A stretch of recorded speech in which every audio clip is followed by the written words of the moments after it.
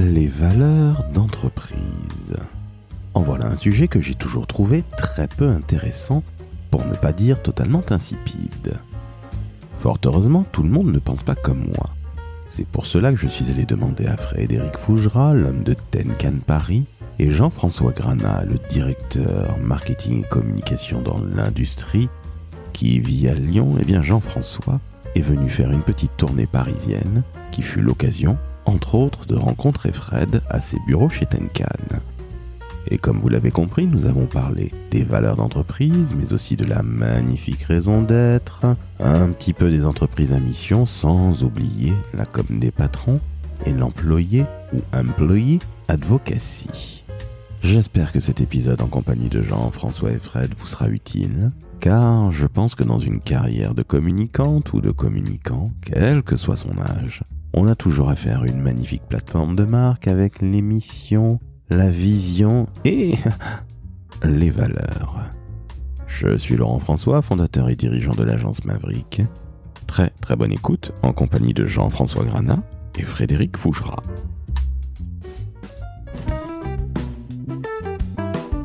Le décodeur de la communication, un podcast de l'agence Maverick. Ils sont jeunes, ils sont beaux. La France de la communication qui gagne. Je suis aujourd'hui avec le chef du gang des Lyonnais qui passe en tournée parisienne, à savoir monsieur Jean-François Granat, directeur de la communication et du marketing dans l'industrie. Monsieur Jean-François, bonjour à toi et ravi de te recevoir à Paname. Bonjour Laurent, merci de ton accueil. Mais je t'en prie. Et nous avons le plaisir, cher Jean-François, d'être accueillis par monsieur Tenkan, monsieur Cogiteur, monsieur Frédéric Fougera, qu'on en connaît plus sur les réseaux sociaux comme Fred Fougera. Bonjour Fred. Bonjour Laurent, bonjour Jean-François. The Values of Enterprise. Alors, je vais vous l'avouer, les valeurs d'entreprise, j'ai toujours trouvé que c'était une chose un petit peu pénible et un petit peu bullshit. Bon, je mets d'emblée les pieds dans le panier.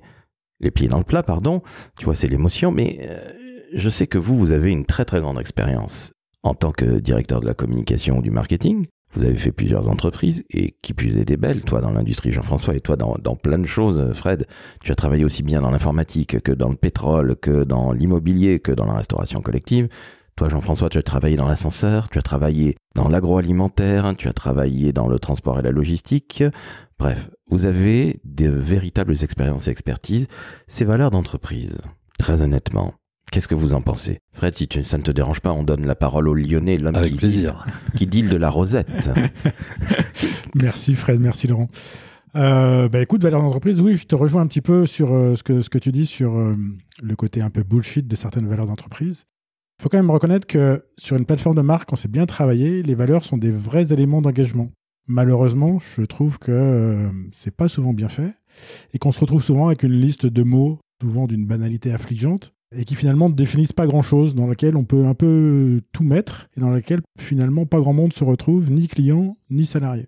Voilà, on a plein d'exemples à donner, mais on retrouve souvent des mots comme, innovation, orientation client, respect des salariés. Comme si, à l'inverse, il y avait des gens, des entreprises qui pouvaient exister sans respecter ses salariés, sans être orientés clients et en étant d'un immobilisme total. Tout ça, ce ne sont pas des valeurs, ce sont plutôt des mots qu'on vient coller comme ça sur une entreprise sans que ça reflète vraiment qui est l'entreprise. Et finalement, tous ces mots-là ne sont pas des valeurs pour l'entreprise, ce pas des choses sur lesquelles on peut communiquer et se baser pour travailler. Je vais rebondir sur deux mots utilisés par Jean-François, qui est valeur et engagement. Parce que c'est facile d'afficher des valeurs, de mettre des valeurs dans tous les bureaux, dans tous les couloirs, dans tous les ascenseurs. Mais si c'est juste une affiche, mais que derrière il y a rien, que le management n'y est pas préparé, que ce n'est pas transformé en réalité, que les comportements, les agissements des uns des autres, de la direction, des managers, à l'opposé total des valeurs, ça crée aussi un conflit d'ailleurs chez les collaborateurs, qui les prennent vraiment pour une véritable escroquerie, puisque ce qu'ils vivent à l'intérieur de l'entreprise n'a rien à voir avec ce qui est affiché, de ce qui est supposé ou de ce que se prétend être l'entreprise. Et ça peut être une magnifique manière, justement, cette dichotomie entre ce qui est annoncé, ce qui est affiché, et puis ce qui est pratiqué en réel. Ça peut être le meilleur moyen de ne jamais arriver à recruter des gens de qualité, avoir de très très très mauvais avis sur le fameux Glassdoor. Et puis je pense qu'un jour ou l'autre, les clients finissent par savoir quand vous n'êtes pas aligné avec vos valeurs qui sont affichées. Donc autant finalement, est-ce que ce serait pas mieux de ne pas avoir de valeurs? Parce que tu parlais d'engagement, Fred. Je trouve ça très intéressant, et les entreprises engagées, il y en a, mais Jean-François, tu te dis que finalement une entreprise qui dit bah moi j'ai pas de valeur, ça t'empêcherait de dormir, toi? Non, pas forcément. Je voudrais juste revenir sur le fait qu'en fait les valeurs, ça crée aussi un certain niveau d'attente, notamment en interne vis-à-vis des salariés. Si elles sont affichées, si l'entreprise communique dessus, et que finalement si ces attentes elles sont pas atteintes, et ben en fait tu crées une frustration qui est encore plus grande que si tu n'avais pas de valeur en fait. Et c'est encore une déception beaucoup plus grande. Alors souvent c'est de l'interne, mais ça peut être aussi des déceptions très fortes vis-à-vis des clients également. Moi j'ai envie de rajouter, quand on parle de valeurs, il faudrait savoir des valeurs. Pourquoi? Des valeurs pour qui? Des valeurs comment? Que pourquoi on veut des valeurs? Est-ce que c'est juste pour créer une animation? Est-ce que c'est juste pour rassurer un dirigeant qui a vu d'autres dirigeants inspirants, et alors que lui il est peu inspiré et il a envie d'avoir des valeurs dans son entreprise, mais sans même savoir pourquoi, sans même savoir pourquoi en faire, et sans même savoir à qui s'adressent ces valeurs? Parce que est-ce que les valeurs s'adressent aux clients et elles vont être d'un certain niveau? Est-ce qu'elles s'adressent aux collaborateurs?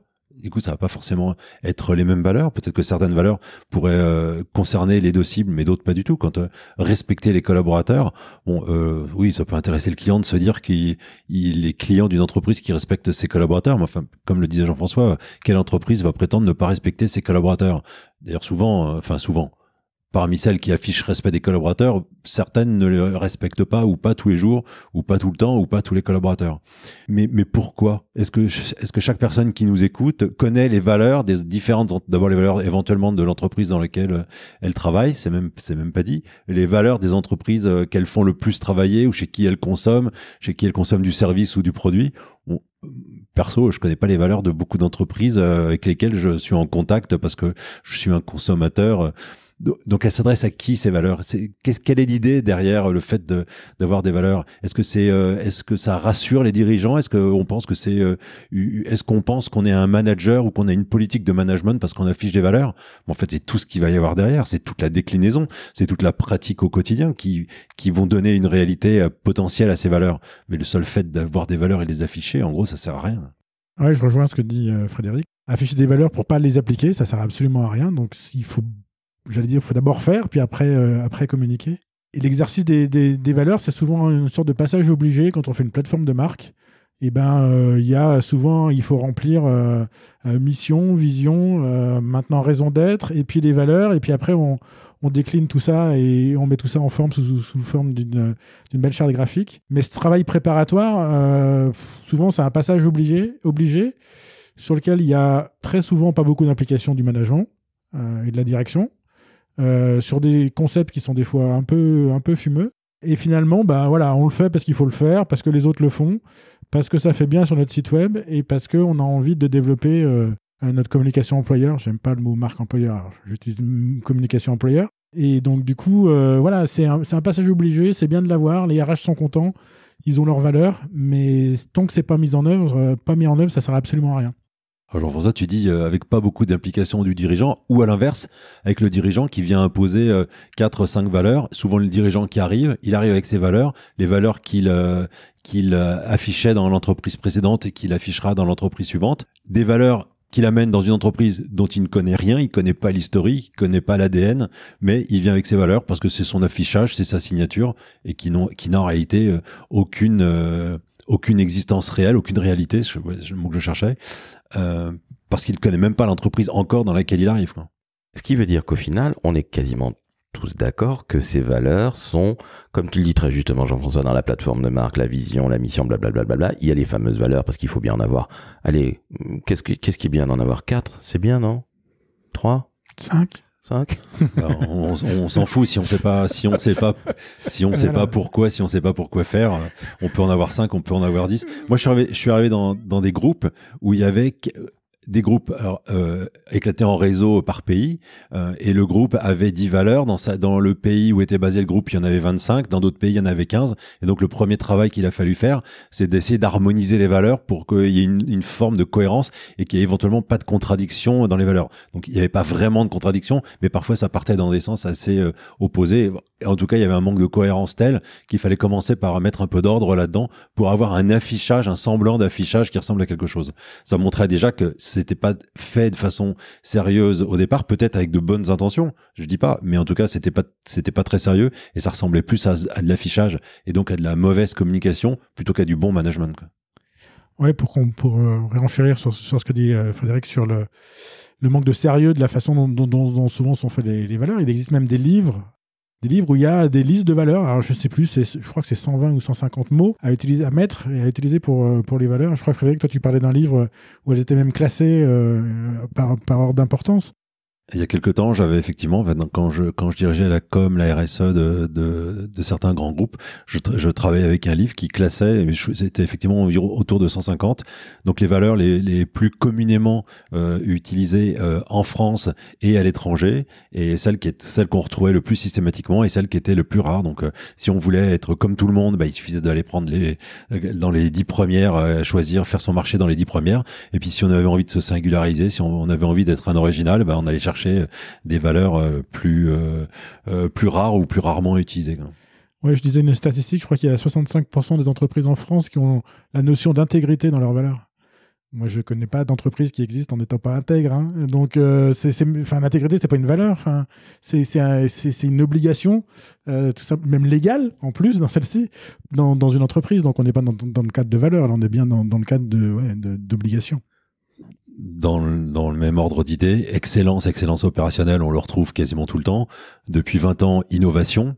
Et qui innove vraiment? Il y a pas tant d'entreprises que ça qui innovent. D'ailleurs, certaines n'ont pas forcément matière à innover, mais innovation, respect des collaborateurs, des valeurs qui sont quelque part aussi d'une banalité affligeante, qui s'appliquent d'entreprise à entreprise, de secteur à secteur, et qui quelque part ne te singularisent pas du tout. Donc, qui quelque part n'ont pas de valeur. Des valeurs qui n'ont pas de valeur. On voit même des fois des rachats d'entreprises où ils gardent les valeurs de l'ancienne entreprise, alors que l'entreprise a complètement changé. Nouveaux dirigeants, nouveaux modes de fonctionnement, nouveaux clients des fois, et simplement on garde les mêmes valeurs.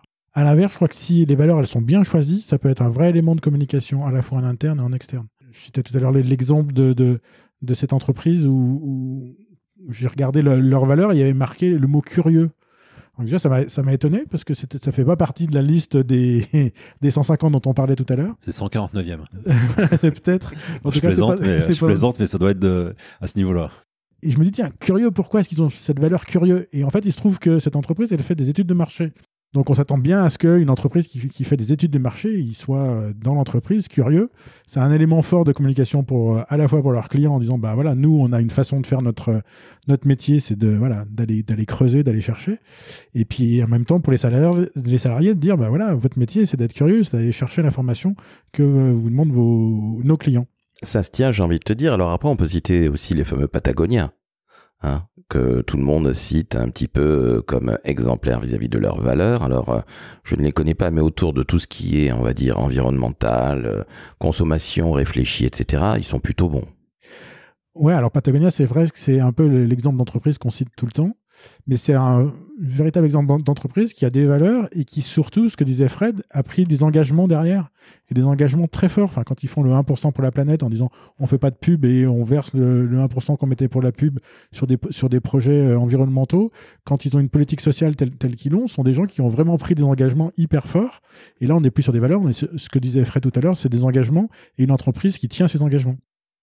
Là, on est dans la cohérence et on est aussi dans un management responsable dans le sens où si je regarde le sujet sous un angle communication de crise, souvent j'apprends dans le cadre de mes conférences, j'explique le fonctionnement des activistes et les activistes qui sont la cause de beaucoup de crises et qui sont souvent compliqués à gérer. Et que font les activistes? Ils ne reprochent rarement à une entreprise ce qu'elle fait, ils reprochent à une entreprise ce qu'elle ne fait pas ou ce qu'elle fait de façon différente par rapport à ses engagements. Et donc une entreprise qui va avoir un discours très fort sur l'environnement et qui en réalité ne respecte pas l'environnement, là, elle est fortement attaquée et là, elle se trouve fortement en difficulté.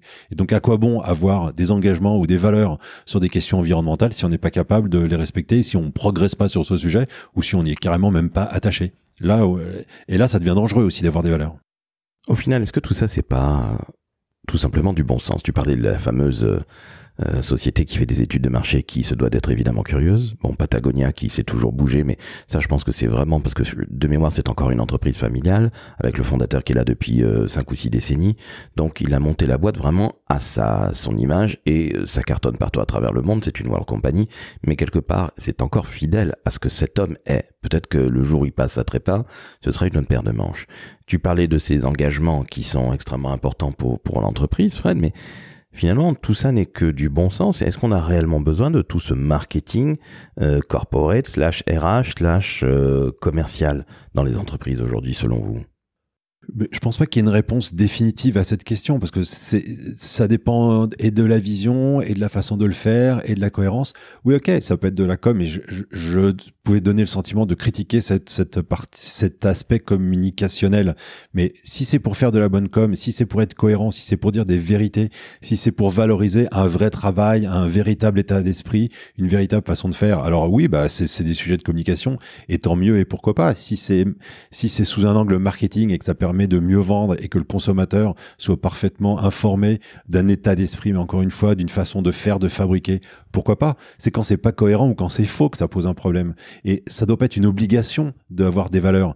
Il faut, encore une fois, je commençais par dire, il faut savoir pourquoi. Et si on sait pourquoi on le fait, et si on le fait vraiment, parce que, encore une fois, si on affiche des valeurs, donc à valeur managériale quelque part, mais que les managers ne sont jamais formés, ne sont même pas informés, ni formés, ni entretenus, ni contrôlés, si tout ceci ne se mesure pas, ne se fabrique pas dans la continuité et dans le temps, alors ça n'a pas de valeur. Et dans la même entreprise où il va y avoir des valeurs affichées, bah dans un service ou un étage, ces valeurs vont être respectées. Dans un autre, elles ne vont pas l'être du tout. Et donc l'entreprise n'est plus une unité, n'est pas un tout, mais c'est juste une association d'individus qui s'approprient ou pas les valeurs. Ils sont préparés, ils sont formés, ils sont sensibles ou pas, mais ils ne portent pas une politique. Et ça, c'est dommage. Si c'est mettre des valeurs parce qu'il faut cocher la case sur la plateforme de marque, ben ça sert à rien. Par contre, si c'est vraiment derrière s'engager et mettre en œuvre un certain nombre d'actions, ben là ça devient utile. Ça devient utile au moins déjà de se poser la question, et puis peut-être de les écrire, et puis peut-être après de le communiquer. Mais déjà se poser la question, savoir si on en a vraiment besoin ou pas et quelles sont-elles, c'est déjà pas mal, à condition de le faire correctement et en impliquant un peu tout le monde. Moi j'ai remarqué dans mon parcours, il y a environ une vingtaine d'années, alors c'est ma vision du sujet, hein, on peut avoir une autre vision, on peut l'avoir compris de façon différente. Moi, j'ai compris qu'on était à une époque où il y avait de plus en plus de grands patrons américains médiatiques qui prenaient la parole, qui paraissaient très engagés, qui paraissaient beaucoup moins business et beaucoup plus tournés vers la société, vers l'environnement. Et donc, on a eu quelque part des figures de grands patrons inspirants auxquels certains dirigeants français ont peut-être voulu ressembler, mais ils n'étaient pas inspirés et du coup, ils n'étaient pas forcément inspirants et ils ont fait un copier-coller avec certainement une bonne intention aussi pour eux, pour leur image, mais il y avait pas le fond, il y avait pas la sincérité. Et dans ces questions sociétales, environnementales, on peut pas être bidon. Il faut qu'il y ait de l'authenticité, il faut qu'on soit sincère. Et c'est ça qui est réel. C'est ça que vos collaborateurs vont ressentir en interne. Quand on a des valeurs en interne et qui ne sont pas respectées, c'est une catastrophe en termes de communication interne, en termes de ressources humaines, de management.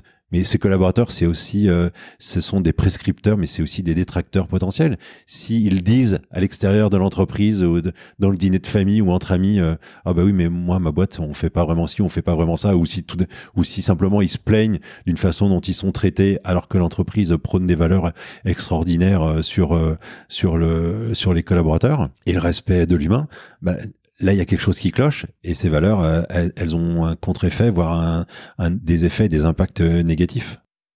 Je crois que c'est d'autant plus important que les jeunes générations sont hyper sensibles à, j'allais dire, la quête de sens dans leur travail. Et je pense que leur mentir sur les valeurs a pour eux d'autant plus d'importance que ce que ça pourrait avoir sur, j'allais dire, les anciennes générations qui étaient peut-être moins sensibles à ça. Mais sur les nouvelles générations, je pense que voilà, si on a des valeurs et si on communique dessus et si on fait des actions, il faut vraiment que tout ça soit cohérent et on ne peut pas mentir sur des valeurs. Je rajoute en complément de ce que vient de dire Jean-François, on n'a pas évoqué les entreprises à mission.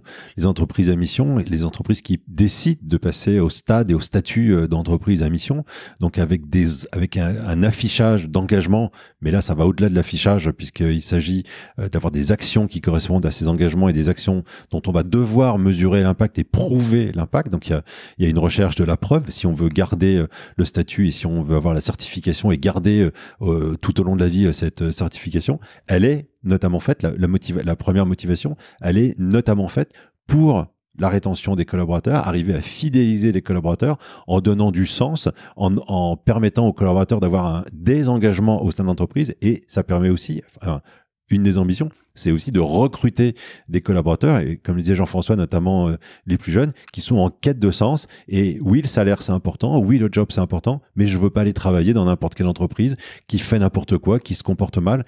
Et donc j'ai besoin d'avoir des engagements qui soient affichés, mais qui soient quelque part vérifiés, certifiés, et dans lesquels je vais me retrouver une fois que je suis dans l'entreprise. Parce que si je m'y retrouve pas, c'est que quelque part j'ai été trompé, j'ai été trahi. Et le bon recrutement, c'est le recrutement gagnant-gagnant. Et l'entreprise qui va tromper ses candidats, elle ne va pas les garder longtemps.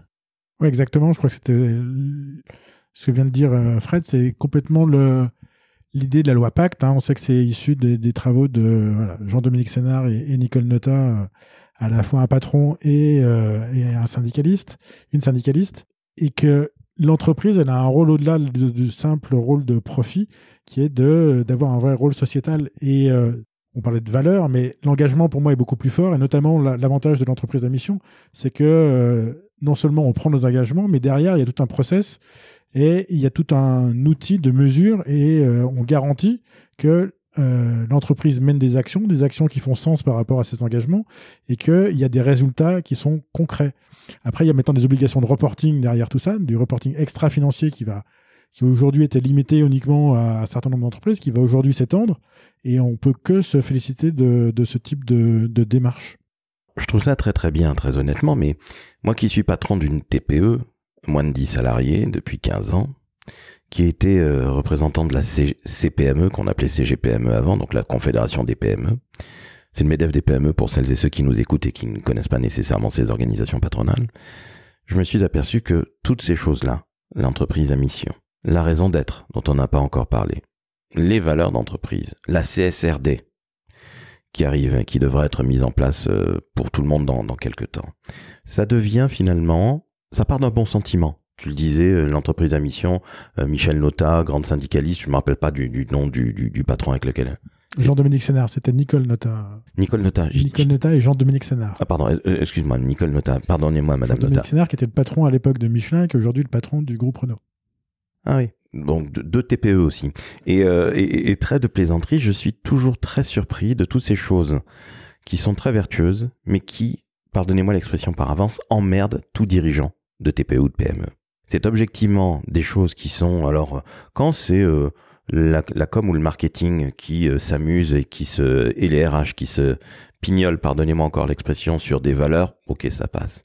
Mais lorsque tu as des obligations de reporting, est-ce que ça n'est pas finalement en train de tuer toutes nos entreprises, et je ne vais rester que sur notre territoire hexagonal, toutes ces TPE et ces PME qui font 90 à 95% de notre tissu d'entreprise, et est-ce que c'est pas tout simplement les ennuyer, les emmerder avec encore un truc auquel elles ne comprennent rien, elles n'ont pas les moyens, et dont elles se foutent royalement parce que la seule chose qui les intéresse, c'est trouver des clients, trouver des collaborateurs et faire tout ça que ça marche. Fred, tu voulais t'exprimer à cet effet?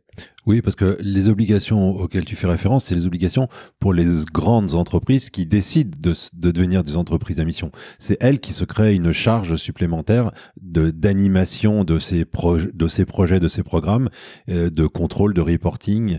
Donc, ça n'impacte personne d'autre. Et effectivement, une petite entreprise, et j'en suis une, ne peut pas s'engager dans ce genre de process parce que ça prend trop de temps, parce que c'est même pas très cohérent par rapport à à la taille d'une petite entreprise. L'éthique ou l'engagement ou les valeurs de l'entreprise, c'est un peu l'éthique personnelle du dirigeant ou de ses dirigeants. Donc on n'a pas besoin de rentrer dans ces grands process-là. Peut-être que certaines petites structures le font. Moi, je suis membre de 2 comités de mission. D'ailleurs, au même moment où je le dis, je me rends compte que ce sont 2 agences de communication. Le groupe Dentsu, qui est un groupe gigantesque, mais l'autre, c'est une agence qui s'appelle Sport Market et c'est une petite agence. Ils ont quand même décidé de s'engager dans ce process de société à mission, notamment, comme je le disais, pour la rétention des collaborateurs et pour faciliter le recrutement des collaborateurs. D'ailleurs, qui ont plutôt tendance à vouloir aller dans des grands groupes que dans des petites agences, mais ces engagements ne les chargent que eux-mêmes. Donc c'est leur choix de consacrer du temps à cette activité-là. Donc ça crée pas de gêne pour les autres. Donc une personne qui ne souhaite pas ou qui n'est pas directement concernée n'est pas impactée dans le sens charge de travail ou charge mentale sur ces sujets-là. Oui, puis après je crois que chaque entreprise a aussi son impact différent. C'est évident qu'un grand groupe a un impact énorme sur notre environnement.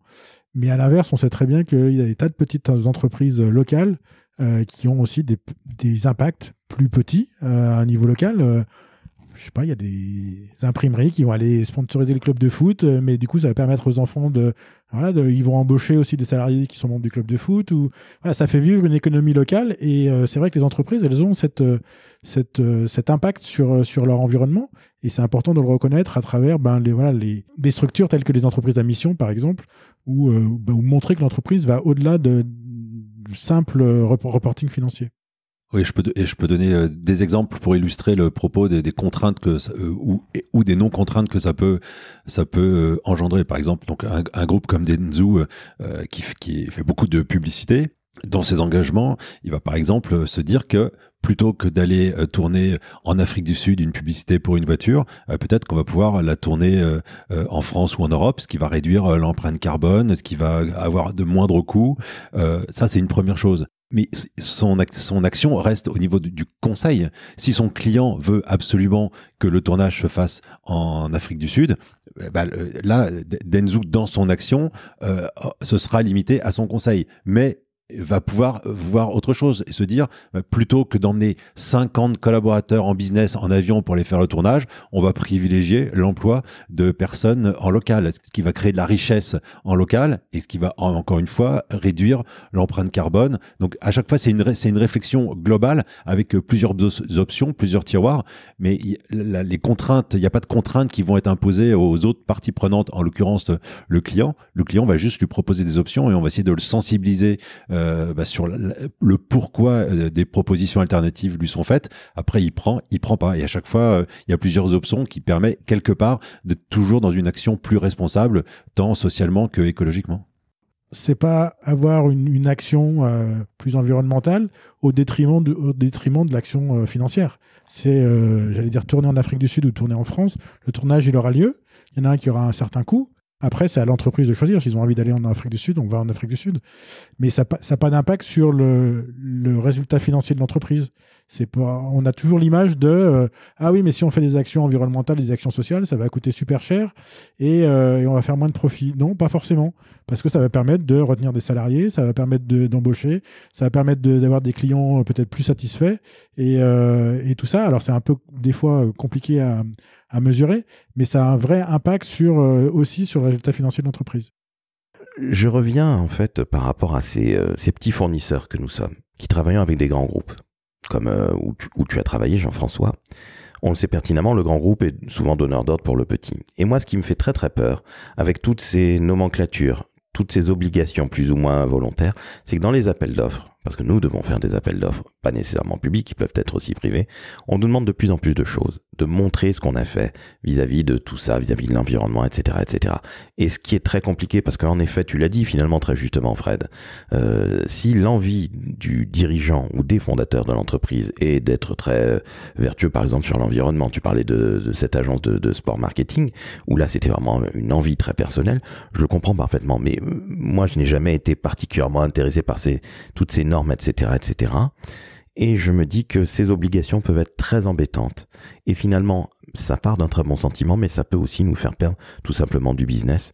Même si, encore une fois, je suis d'accord avec toi, Jean-François, c'est pas parce que on va tourner en Europe qu'on va avoir une performance financière moins forte, même si j'imagine que si avant on tournait beaucoup, par exemple en Argentine, des pubs avec des voitures, parce que l'Argentine ressemble, semblerait-il, beaucoup à l'Europe. C'est au sud de l'Europe. Ouais. Voilà, au sud de l'Europe, par chez nous, par exemple, eh bien, c'était aussi beaucoup moins cher de faire travailler des gens en local, mais bon, ça, c'est une autre paire de manches.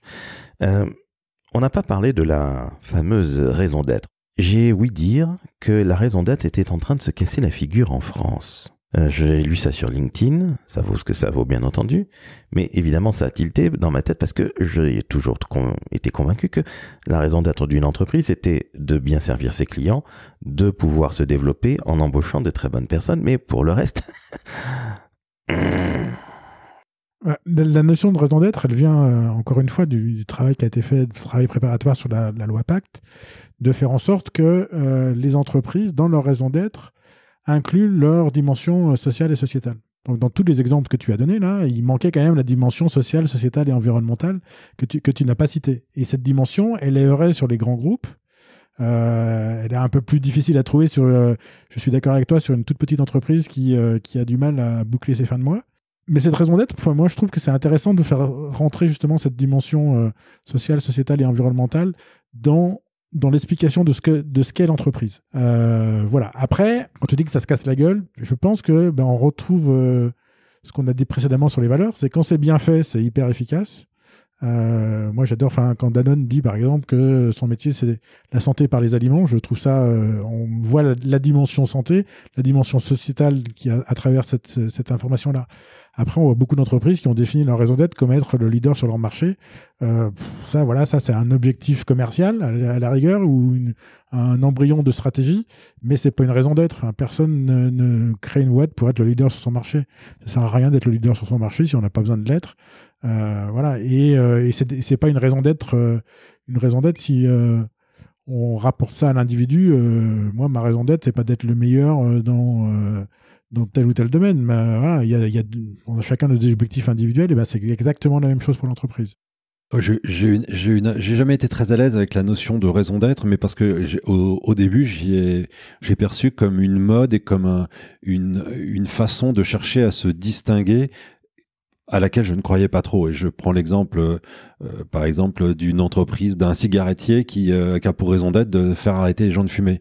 Je ne vois ni le sens, ni l'honnêteté, ni la compréhension de ce que ça peut vouloir représenter, même si je sais que le cigarettier en question, peut-être va-t-il amener à des modes alternatifs moins dangereux pour la santé. Mais bon, je vends des cigarettes, il faut que j'assume mon métier, je vends des cigarettes, c'est pour faire fumer les gens. Donc, j'ai pas toujours été très à l'aise, et justement, comme le disait Jean-François, avec la définition de certaines raisons d'être qui paraissaient vraiment relever de l'escroquerie. C'est vrai qu'avec l'apparition des sociétés à mission, qui elles-mêmes définissent une raison d'être, parce que c'est la façon de décrire quelle est au-delà du business la mission sociale, sociétale et environnementale qu'ils s'attribuent. Là, ils doivent l'écrire, mais quelque part, ça reste, c'est pas un argument marketing, c'est pas une nouvelle signature. Au tout début de la création des raisons d'être, la raison d'être, ça devenait la nouvelle signature de l'entreprise. Et donc, parfois, elle était complètement en opposition ou en contradiction avec l'activité même du business. Donc, là, pour moi, c'était vraiment à côté de la plaque. Mais encore une fois, c'est qu'une vision. Peut-être que certains ont fait des choses très bien et que j'ai loupé ça. J'ai du mal je veux pas porter un jugement sur un sujet qui est large et que je ne connais pas suffisamment. Mais je n'ai jamais été très très à l'aise dès le départ avec cette question de raison d'être, parce que la raison d'être d'une entreprise, c'est de gagner de l'argent, c'est de rembourser les gens qui ont parié, qui ont investi, c'est de payer ses salariés, c'est de payer ses fournisseurs. Voilà, première raison d'être d'une entreprise, c'est ça. Après, qu'on ait un rôle citoyen, un rôle social, sociétal, environnemental, très bien. Mais voilà, quand on est obligé de polluer pour fabriquer ce qu'on vend et que ce que l'on vend est indispensable à la société, ok, on est pollueur, mais on est aussi indispensable à la société. Et je l'illustre avec un seul exemple, parce que c'est un débat qui m'horripile, ce débat sur le fait qu'on ait perdu dans notre pays toute la fabrication, ou une énorme partie de la fabrication des médicaments. Mais pourquoi on a perdu l'énorme partie de la fabrication des médicaments? Parce que ce sont des industries extrêmement polluantes. Et comme nos normes sur la pollution nous ont quelque part empêché, interdit de fabriquer ces médicaments, ou alors à des prix auxquels qu'on n'est pas prêt de payer, eh bien alors on est allé les fabriquer dans des pays où on accepte la pollution. Donc c'est notre hypocrisie politique qui fait qu'on a exporté la fabrication des médicaments ailleurs et très loin et le plus loin possible, où là la pollution nous dérange beaucoup moins. Et puis tout d'un coup, on se rend compte, notamment avec la crise Covid, maintenant on est dépendant de tel ou tel pays parce qu'on les fabrique plus en France. Oui, mais pourquoi on les fabrique plus en France? Juste parce que on n'est pas cohérent avec nos règles sur l'environnement, on n'est pas cohérent sur le coût réel du médicament. Donc évidemment les big pharma ou même les petits labos, ils cherchent des solutions alternatives pour répondre à toutes les normes et à toute la bureaucratie et au coût et à l'ensemble des exigences qui font que la solution qui est trouvée, c'est d'aller les fabriquer ailleurs. Mais il y a toujours des avantages, il y a toujours des inconvénients. Je voudrais aborder un dernier point avec vous. Tu y as fait référence très brièvement, Fred, les patrons d'entreprise. Tu disais qu'il y a une vingtaine d'années, au millénium, ou aux alentours du millénium, fin des années 90, des gens comme Richard Branson, qui était, en tout cas pour moi, qui est un patron extrêmement inspirant, que j'ai toujours beaucoup apprécié, non pas parce qu'il faisait uniquement du disque, mais parce qu'il a fait aussi plein d'autres choses, et puis c'est un mec qui représentait l'audace, et je le suis encore avec beaucoup d'intérêt, même s'il a vieilli. Mais il y a beaucoup de patrons dans notre beau pays qui se sont dit, moi aussi je vais faire comme les Américains, ou comme justement Sir Richard Branson. Et on est en train de voir là, soi-disant, depuis 2-3 ans, une espèce de tendance où les patrons d'entreprise doivent prendre la parole, pourquoi pas sur LinkedIn, mais aussi un petit peu plus loin, des choses comme ça. Est-ce que vous y croyez réellement? Parce que finalement, c'est quoi ces patrons, ou ces patronnes d'ailleurs? C'est tout simplement l'incarnation des valeurs d'entreprise, la mission de l'entreprise ou de sa raison d'être. Vous y croyez à ça, à cette communication-là? Ou est-ce qu'au contraire, vous trouvez que c'est finalement un petit peu, à l'instar des valeurs, ça fait un peu pchit? Jean-François, qu'est-ce que tu en penses? Parce que je sais que tu as travaillé la chose. Oui, alors, un patron, et Fred l'a dit, un bon patron, quand il est inspirant, c'est très fort et ça accompagne vraiment la croissance de l'entreprise et c'est aussi un modèle pour l'ensemble des salariés. Donc, donner la parole à son patron, montrer qu'il est capable d'apporter quelque chose, non pas uniquement à l'entreprise, mais aussi à tout son écosystème, je pense que ça, c'est intéressant et ça contribue à valoriser l'entreprise et à lui permettre de se développer. Après, comme on l'a dit depuis le début, que ce soit pour les valeurs, pour la raison d'être, il faut que ce soit bien fait, il faut que ce soit cohérent. Et puis, il y a une règle, c'est quand on n'a rien à dire, on ferme sa gueule. Et par contre, on voit quand même des fois derrière quelques prises de parole qui ne sont pas toujours adaptées, appropriées, ou des prises de parole où on a un écart entre ce qui est annoncé et ce qui est réellement fait. Donc voilà, j'allais dire oui, pour moi c'est bien, si c'est bien fait et si c'est cohérent avec la stratégie de l'entreprise.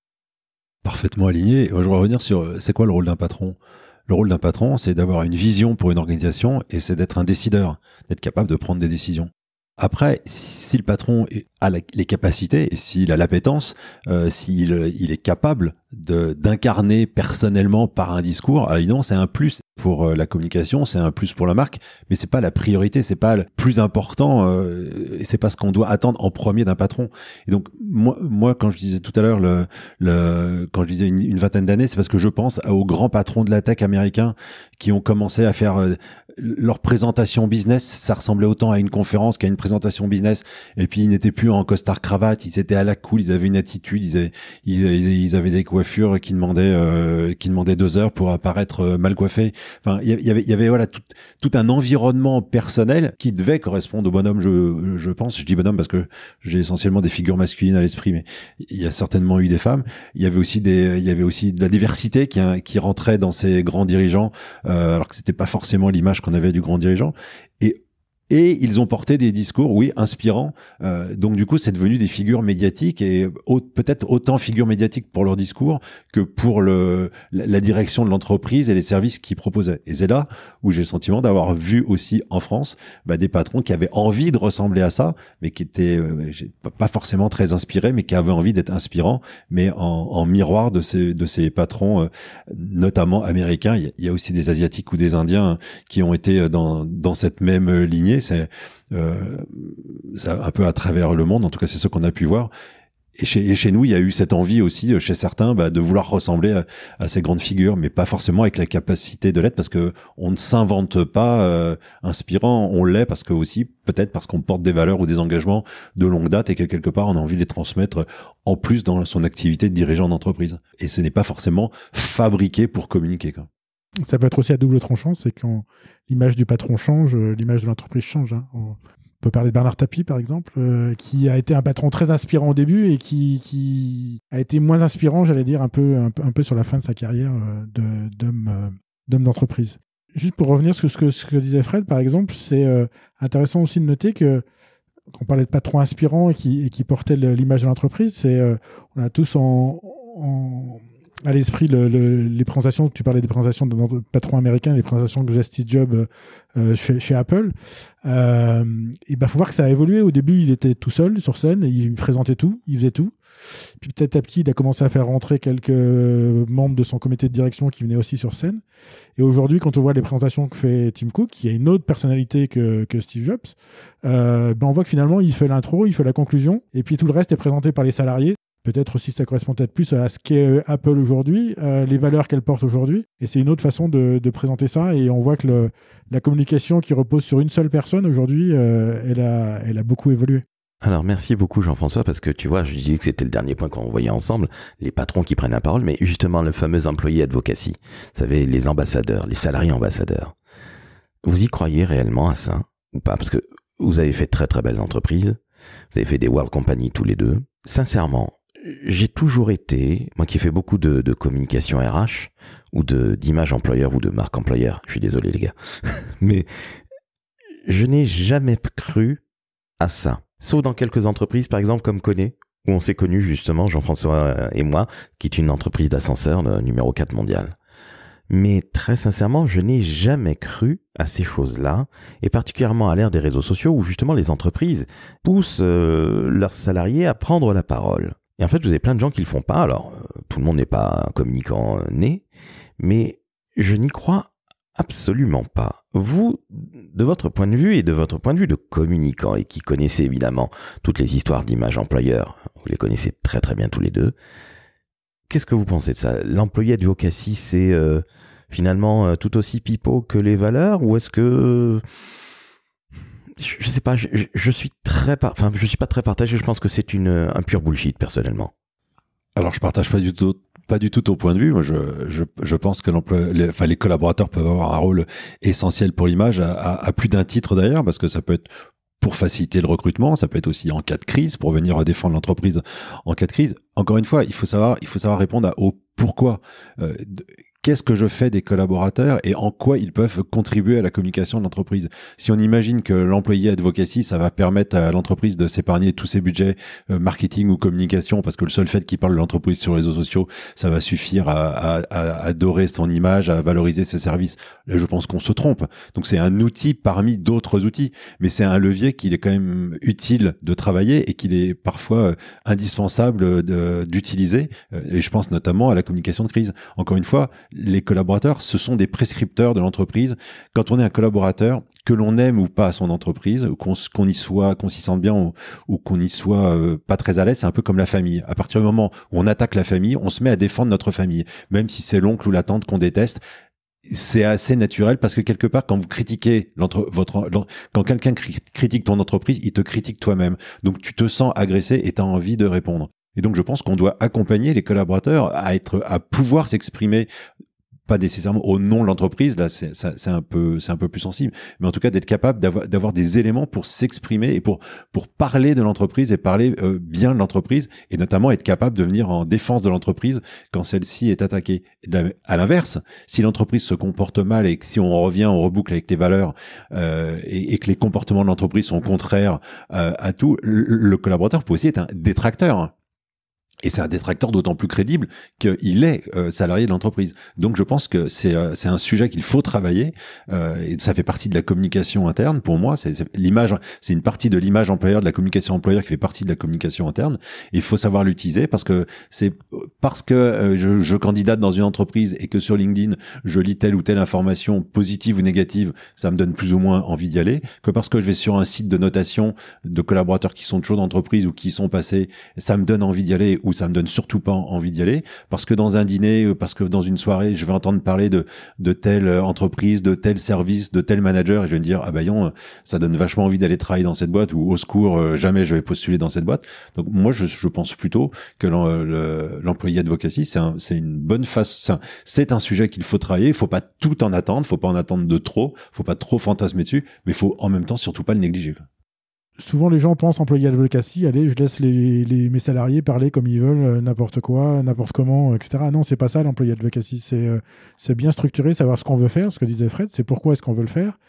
Et puis, c'est peut-être pas tous les salariés, c'est peut-être quelques salariés choisis qui peuvent s'exprimer sur un certain nombre de sujets, qu'on a éventuellement travaillé avec eux. Et le truc auquel je ne crois pas du tout, c'est l'entreprise qui interdit complètement à ses salariés de communiquer sur l'entreprise. Ça marche pas. D'abord, c'est pas légal. Deux, les gens ont le droit de s'exprimer. Et puis, ce que disait Fred, c'est que les gens sont aussi des ambassadeurs de l'entreprise. Et ça s'organise et ça se travaille. Donc, je suis pas d'accord. Je trouve un peu méchant, Laurent, quand tu dis que c'est bullshit l'employé advocacy. Et moi, j'ai deux exemples où j'ai beaucoup travaillé, où j'ai beaucoup travaillé sur ce sujet. C'est chez Altran et c'est chez Elior, où en fait nous avions créé un site internet sur lequel les collaborateurs pouvaient trouver d'abord toutes les actualités sur lesquelles on communiquait, parce que le collaborateur a aussi besoin de savoir s'il peut, ou parfois il se pose la question, et parfois c'est plus qu'une question, parce qu'il y a des sujets sur lesquels le collaborateur n'a pas le droit de communiquer. C'était notamment le cas chez Altran. Quand on travaillait chez un client, on travaillait au nom du client et non pas en tant qu'Altran. Quand on développait un moteur d'avion ou une innovation en matière de médecine, on n'avait pas le droit en tant qu'Altran de la revendiquer, de l'évoquer par confidentialité, et aussi parce que ça appartenait, le travail que nous faisions appartenait à notre client. Donc il y avait des interdictions de communiquer, mais donc dans ces deux entreprises, pour des raisons différentes et faites de façon différente, en fait on avait créé une plateforme sur laquelle les gens pouvaient trouver des illustrations à utiliser, des informations à exploiter,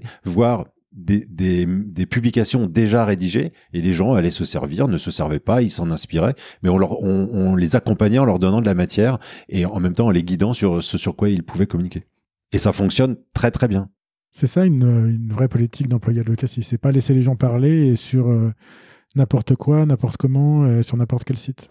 On est bien d'accord. Bon, j'ai été l'avocat du diable parce que j'en ai fait beaucoup dans ma vie, mais je trouvais ça un petit peu... Alors, c'était drivé par les ressources humaines aussi, je dois l'avouer, à l'époque. Et oui, la com, c'est un métier, et les ressources humaines, c'est un métier, mais ce sont deux métiers différents, donc laissons à chacun faire son métier correctement. Nous sommes bien d'accord, on parlait de communication interne. La communication interne doit aller chez qui? À la communication, pas aux ressources humaines. Mais bon, ça, Dieu merci, c'est en train de changer depuis déjà pas mal de temps, hein, on espère.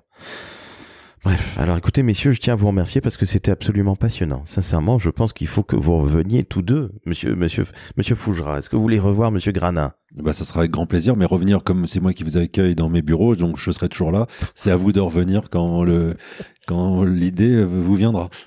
Monsieur Grana, vous êtes OK pour revenir ici à Paris 17? C'est toujours un plaisir de monter à la capitale, et puis c'était un plaisir pour moi de rencontrer Fred en face à face pour de vrai.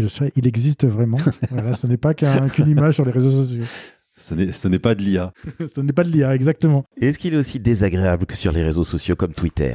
Pire que sur les réseaux sociaux.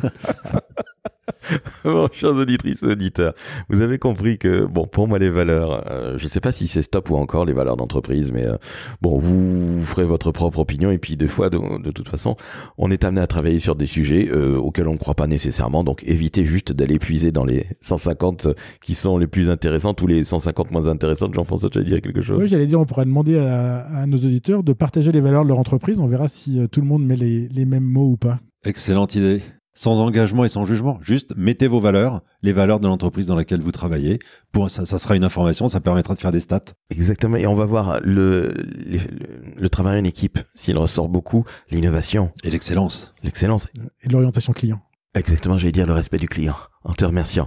Eh bien, écoutez, Vous mettez 5 étoiles sur Apple, 5 étoiles sur Spotify, vous vous abonnez au décodeur de la communication. Et messieurs, j'étais absolument ravi, ce fut une première, mais ce ne sera pas une dernière. Merci à toi Fred de nous avoir accueillis. Merci pour l'invitation, merci pour l'échange Jean-François, merci à toutes et tous pour l'écoute. Merci Jean-François d'être venu depuis Lyon. Merci à toi Laurent et merci à toi Frédéric. Ciao, ciao.